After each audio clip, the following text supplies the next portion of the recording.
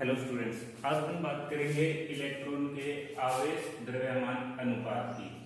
अपन ने इससे पिछली क्लास में पढ़ा किस प्रकार से इलेक्ट्रॉन की खोज हुई, किस प्रकार से माइकल फैराडे ने इलेक्ट्रॉन की खोज की थी। इलेक्ट्रॉन के लिए आपको अपन ने पढ़ा था कि अपन ने एक विसर्जन नली का प्रयोग किया गया था, कैथोड किरणें उसमें निकली थी। अब बात आती है आवेश द्रव्यमान अनुपात की, और ये जो प्रयोग किया था ये किया था जे थॉमसन ने। इलेक्ट्रॉन के आवेश द्रव्यमान का अनुपात ज्ञात किया था किसने? जे थॉमसन ने। अब जे थॉमसन के बारे में अपनी पहले भी बात हुई थी, तब मैंने कहा था माइकल फैराडे ने एक्सपेरिमेंट किया था, लेकिन नाम इलेक्ट्रॉन की खोज में किसका आता है? जे थॉमसन का आता है। वो किस लिए आता है? वो इस प्रयोग के कारण ही आता है। इसीलिए जे थॉमसन को क्या बोला जाता है? इलेक्ट्रॉन का खोजकर्ता बोला जाता है।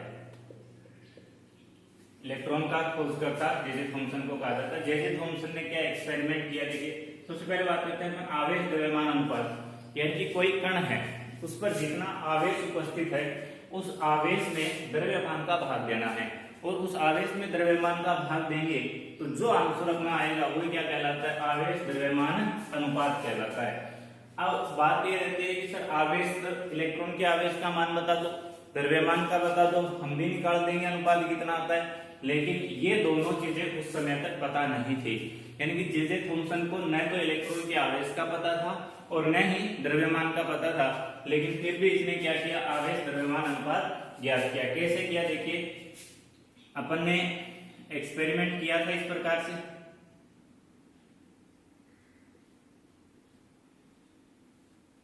इस प्रकार का एक एक्सपेरिमेंट किया था।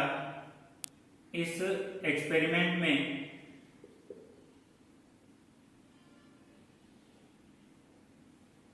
इस प्रकार से एक विसर्जन नलिका ली थी।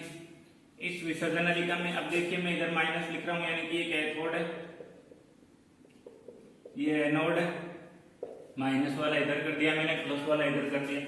यहां से कैथोड किरण निकलेगी, यानी कि इलेक्ट्रॉन निकलेगी। उन इलेक्ट्रॉनों को एक छिद्र में से गुजार दिया, और फिर इस पूरी नलिका को इसने बड़ा किया, और यहां पर क्या किया? एक विद्युत क्षेत्र लगाया। क्या लगा दिया? विद्युत क्षेत्र लगाया।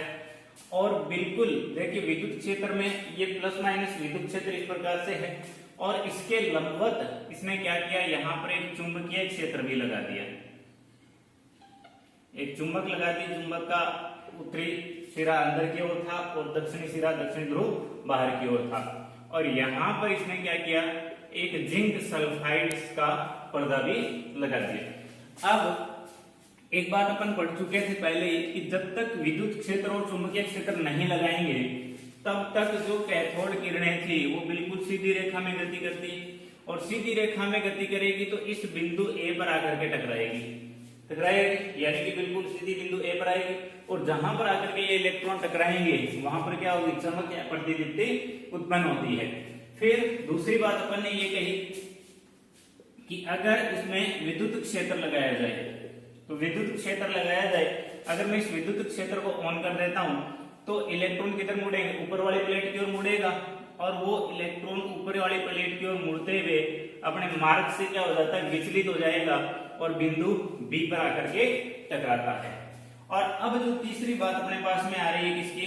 चुंबकीय क्षेत्र की। अपने चुंबकीय क्षेत्र भी लगाए, और चुंबकीय क्षेत्र और विद्युत क्षेत्र अपने को इस प्रकार से लगाने हैं कि अगर विद्युत क्षेत्र की उपस्थिति में अगर वह ऊपर की ओर मुड़ रहा है इलेक्ट्रॉन, तो चुंबकीय क्षेत्र की उपस्थिति में किधर मुड़े? नीचे की ओर मुड़े, यानी इनका विचलन एक दूसरे के विपरीत होना चाहिए। मान लीजिए चुंबकीय क्षेत्र की उपस्थिति में बिंदु सी पर आकर के वह इलेक्ट्रॉन टकराता है। ये कब की बात है? चुंबकीय क्षेत्र की। और ये कब की बात है? विद्युत क्षेत्र की। और ये कब की बात है? बिंदु ए पर आकर टकराने पर, जब दोनों ही अनुपस्थित हों। तो जो माइकल फैराडे ने इलेक्ट्रॉन के बारे में बताया था उसी चीज को आगे बढ़ाया जे थॉमसन ने। जे थॉमसन ने कहा कि विद्युत क्षेत्र और चुंबकीय क्षेत्र दोनों की उपस्थिति में इलेक्ट्रॉन मुड़ता है, और इसको इस प्रकार से प्रयोग को सेट किया कि दोनों के अंदर, यानी कि विद्युत और चुंबकीय क्षेत्र दोनों लगाने पर इलेक्ट्रॉन का जो विचलन है वो क्या होना चाहिए? विपरीत दिशाओं में होना चाहिए। अब देखिए, यहाँ पर जो जे थॉम्सन है उसने क्या बात बताई, इसने कहा कि जो इलेक्ट्रॉन का विचलन है अपने मार्ग से जो ये मुड़ रहा है, ये दो बातों पर निर्भर करता है। वैसे तो तीन बातें हैं, तीनों लिख देते हैं। तीन बातों पर निर्भर करता है। कौन कौन सी बातें हैं? पहला है इलेक्ट्रॉन का या कण का आवेश। इलेक्ट्रॉन का आवेश, आवेश पर कैसे निर्भर करेगा? देखिए, अगर उस कण का यानी कि इस इलेक्ट्रॉन का आवेश ज्यादा होगा तो इधर विद्युत क्षेत्र में और चुंबकीय क्षेत्र में लगने वाला बल भी क्या रहेगा? ज्यादा रहेगा। ये अपन कूलाम के नियम से पढ़ते हैं कि जो बल होता है विद्युत क्षेत्र में लगने वाला Q1 Q2 के क्या होता है? गुणनफल के समानुपाती होता है। आवेश का मान बढ़ेगा तो वहां पर क्या होगा? ये विचलन भी बढ़ेगा। तो इलेक्ट्रॉन का आवेश अगर बढ़ता है तो विचलन भी क्या होता है? अधिक होता है। पहली बात। दूसरी बात, कण का या इलेक्ट्रॉन का द्रव्यमान। कण का या इलेक्ट्रॉन का द्रव्यमान, तो देखिए यहां पर अगर कण का द्रव्यमान कम है तो वह थोड़े से बल से क्या हो जाएगा? ज्यादा विचलित हो जाएगा। यानी कि यहाँ पर कण का द्रव्यमान जितना कम होगा विचलन उतना ही ज्यादा होगा। यानी कि कण का द्रव्यमान कम होने पर विचलन ज्यादा होता है। और तीसरी बात कि जो अपन ने विद्युत क्षेत्र तथा चुंबकीय क्षेत्र लगाए हैं, इनकी प्रबलता अगर अपन ज्यादा विद्युत क्षेत्र या विद्युत क्षेत्र की तीव्रता या प्रबलता, चुंबकीय क्षेत्र की तीव्रता और प्रबलता अपन ज्यादा रखेंगे तो वहां पर विचलन भी क्या होगा? ज्यादा होगा। ठीक है। अब यहाँ पर ये तीन निष्कर्ष किसने निकाले थे? जे थॉम्सन ने। और इन्हीं निष्कर्ष के आधार पर जे थॉम्सन ने इस विद्युत क्षेत्र को और चुंबकीय क्षेत्र को इस प्रकार से व्यवस्थित किया कि दोनों की इनकी तीव्रता को बहुत ही ध्यान से कम ज्यादा करते हुए इस प्रकार से व्यवस्थित किया कि दोनों की उपस्थिति में भी इलेक्ट्रॉन कहां पर आकर के टकराए? एक जहां पर ए बिंदु पर आकर के टकराएगा जहां पर दोनों की अनुपस्थिति में टकरा रहा था। तो इससे जो विद्युत क्षेत्र और चुंबकीय क्षेत्र लगाया गया, उन दोनों की तीव्रताओं को माप करके, उन दोनों की सहायता से गणितीय गणना करके और इसने ये इलेक्ट्रॉन का आवेश और द्रव्यमान इन दोनों का अनुपात निकाला। तो यहाँ पर अपने को इस एक्सपेरिमेंट के बारे में ज्यादा कुछ नहीं लिखना है, अपने को इलेक्ट्रॉन का आवेश और द्रव्यमान का अनुपात लिखना है कि इलेक्ट्रॉन का आवेश बटे में इसका द्रव्यमान। इलेक्ट्रॉन के आवेश को अपन ई से लिख देते हैं Em, और अपॉन मास यानी कि द्रव्यमान को अपन लिख देते हैं m से। तो इसने ये ज्ञात किया कि इलेक्ट्रॉन का आवेश द्रव्यमान अनुपात जो होता है वो होता है 1.75820 गुणा 10⁻11 कूलाम प्रति किलोग्राम। ये इलेक्ट्रॉन का आवेश और द्रव्यमान का अनुपात है कि एक इलेक्ट्रॉन के अंदर अगर अपन 1 किलोग्राम इलेक्ट्रॉन लेंगे तो उनका जो आवेश रहेगा वो 1.758820 गुणा 10⁻11 कूलाम में आएगा।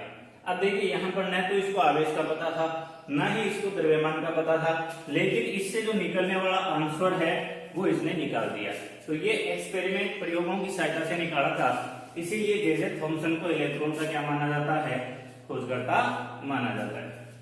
क्लियर है ये बात कि एक्सपेरिमेंट किया जिसमें विद्युत क्षेत्र चुंबकीय क्षेत्र दोनों लगाए और दोनों की सहायता से दोनों की उपस्थिति में जो विचलन होना था उस विचलन की सहायता से आवेश और द्रव्यमान का अनुपात ज्ञात किया।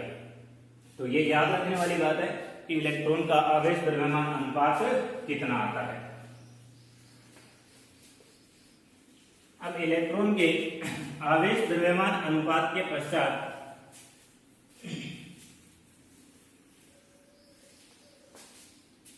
आवेश द्रव्यमान अनुपात के पश्चात इलेक्ट्रॉन का आवेश ज्ञात किया गया और ये ज्ञात किया गया एक वैज्ञानिक था R.S. मिलिकन। R.S.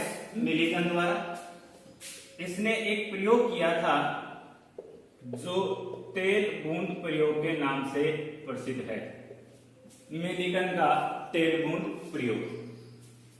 इस प्रयोग में मिलिकन ने ये प्रयोग किया और इस प्रयोग में क्या क्या अपरेटस काम में लिए तो वो देखते हैं अपन। सबसे पहले तो इसने क्या किया, इस प्रकार का निर्वातित बॉक्स लिया, डिब्बा है खाली। इसके अंदर यहां पर एक कणित्र लगाया, कणित्र मतलब जो फुहारा होता है वैसा, और इस कणित्र में यहां पर इसने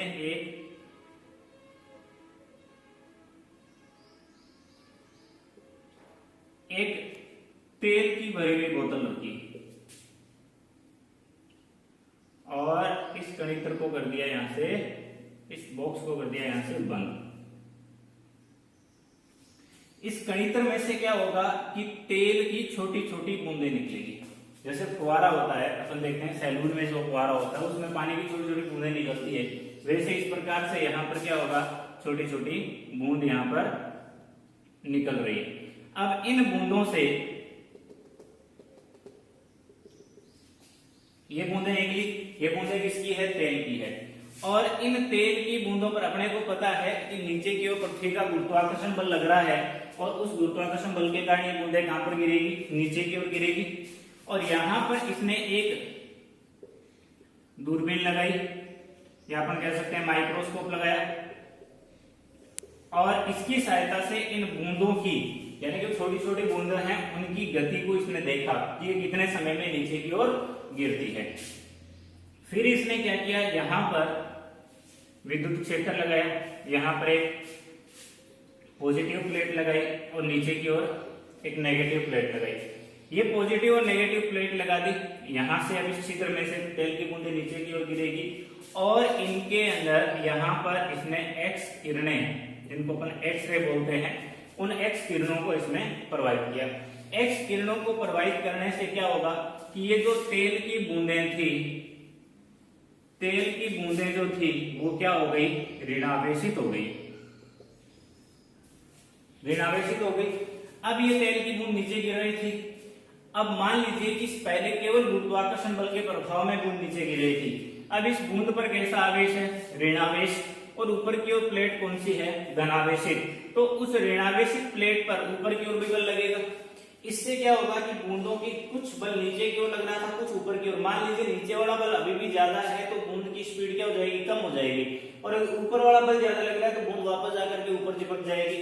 इसने इस विद्युत क्षेत्र को इस प्रकार से व्यवस्थित किया कि कुछ बूंदों की गति को इसने यहीं रोक दिया, किसी की गति को इसने कम कर दिया, और किसी का नीचे गिरना बंद करके इसने ऊपर की ओर भी वापस विपरीत दिशा में इनकी गति भी करवाई। और इस प्रकार से जो इन्होंने विद्युत क्षेत्र लगाया, इन्होंने इस विद्युत क्षेत्र के अकॉर्डिंग और उन बूंदों के द्रव्यमान के अकॉर्डिंग ये कैलकुलेट किया कि प्रत्येक बूंद पर जो आवेश है वो आवेश एक निश्चित मात्रा का पूर्ण गुणांक है या पूर्ण गुणज है। यानी कि जो आवेश है ऐसा नहीं कि किसी भी बूंद पर कितना ही आवेश आ गया। तो इसने जब ये चीज देखी कि इन बूंदों पर जो ऋणावेश आ रहा है वो या तो एक निश्चित आवेश है उतना ही आ रहा है, या उसका पूर्ण गुणज, यानी कि उस आवेश का 2 गुना 3 गुना 4 गुना इस प्रकार से आवेश आ रहा था। ऐसा नहीं कि एक बूंद पर आवेश जो है वो दूसरी बूंद पर जो आने वाला आवेश है उसका 1.5 गुना हो गया या 2.25 गुना हो गया, इस प्रकार से नहीं था।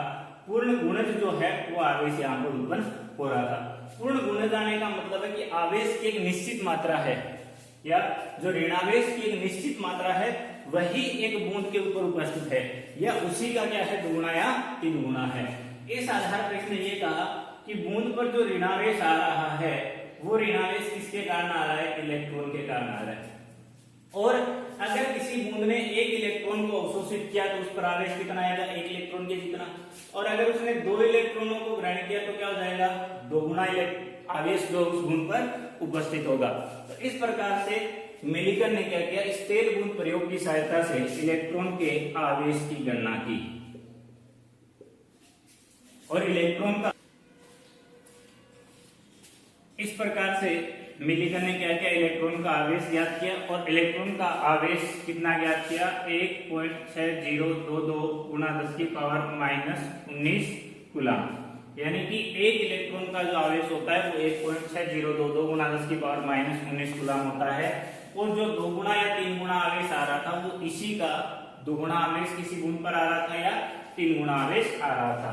इसके पश्चात हम बात कर रहे हैं कि इलेक्ट्रॉन का द्रव्यमान कैसे ज्ञात करें। तो द्रव्यमान ज्ञात करने के लिए अपने को क्या करना है, अपने को जैसे थॉमसन ने बताया आवेश द्रव्यमान अनुपात, ये अपने पास है। अब मिलीकन ने इलेक्ट्रॉन का आवेश ज्ञात कर दिया, यहाँ पर आवेश का मान रख दीजिए 1.6022 गुणा 10 की पावर -19 कूलम बटे में द्रव्यमान अपने को पता नहीं 1.758820 गुणा 10 की पावर 11 कूलम प्रति किलोग्राम। अब द्रव्यमान को इधर ले जाइए, इसका इसमें भाग दे दीजिए, तो द्रव्यमान m बराबर 1.6022 गुणा 10 की पावर -19 कूलम बटे में ये लिख दीजिए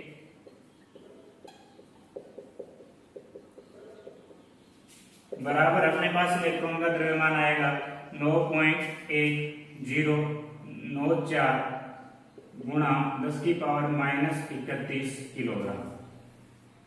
ये कैलकुलेशन अपन कर सकते हैं। तो यहाँ पर इलेक्ट्रॉन के द्रव्यमान की गणना भी अपन कर चुके हैं कि इलेक्ट्रॉन का द्रव्यमान इस प्रकार से अपन निकाल सकते हैं। तो ये इलेक्ट्रॉन के आवेश द्रव्यमान अनुपात और द्रव्यमान की बात है जो प्रयोगों द्वारा ज्ञात किया गया। Okay, thank you.